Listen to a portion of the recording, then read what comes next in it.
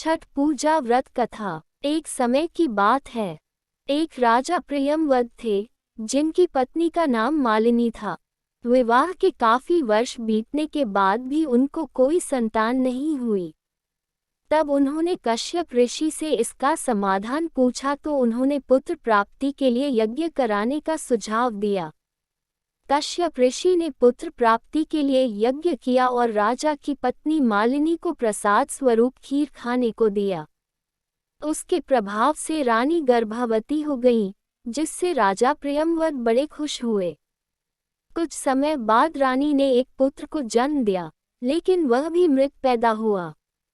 ये खबर सुनकर राजा बहुत दुखी हो गए।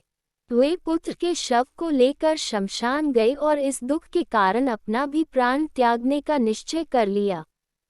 जब वे अपना प्राण त्यागने जा रहे थे, तभी देवी देवसेना प्रकट हुई। उन्होंने राजा प्रियमवद से कहा कि उनका नाम षष्ठी है। हे राजन, तुम मेरी पूजा करो और दूसरों लोगों को भी मेरी पूजा करने को कहो। लोगों को इसके लिए प्रेरित करो। देवी देवसेना की आज्ञानुसार राजा प्रियमवद ने कार्तिक माह के शुक्ल पक्ष की षष्ठी तिथि को छठ पूजा की। उन्होंने ये पूजा पुत्र प्राप्ति का कामना से की थी। छठी मैया के शुभ आशीर्वाद से राजा प्रियमवद को पुत्र की प्राप्ति हुई। तब से हर साल कार्तिक शुक्ल षष्ठी को छठ पूजा की जाने लगी। जो व्यक्ति जिस मनोकामना के साथ छठ पूजा का व्रत रखता है और उसे विधि विधान से पूरा करता है, छठी मैया के आशीष से उसकी मनोकामना अवश्य ही पूर्ण होती है।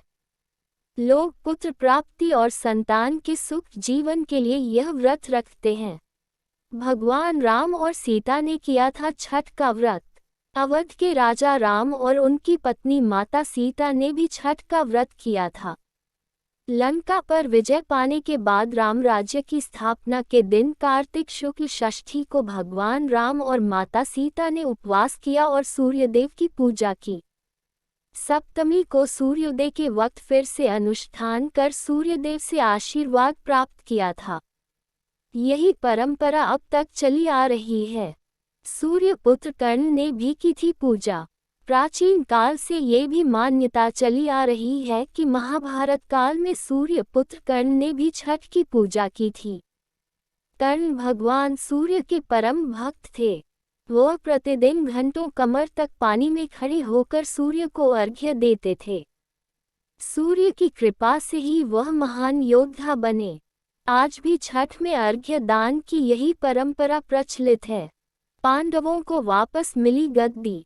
पौराणिक कथाओं में बताया गया है कि छठ का व्रत करने के प्रताप से ही पांडवों को उनका खोया हुआ राजपाट फिर से प्राप्त हो सका। जब पांडव अपना सारा राजपाट जुए में हार गए, तब द्रौपदी ने छठ व्रत रखा। उनकी मनोकामनाएं पूरी हुई और पांडवों को राजपाट वापस मिल गया। लोक परंपरा के अनुसार सूर्य देव और छठी मैया का संबंध भाई बहन का है। इसलिए छठ के मौके पर सूर्य की आराधना फलदायी मानी गई है।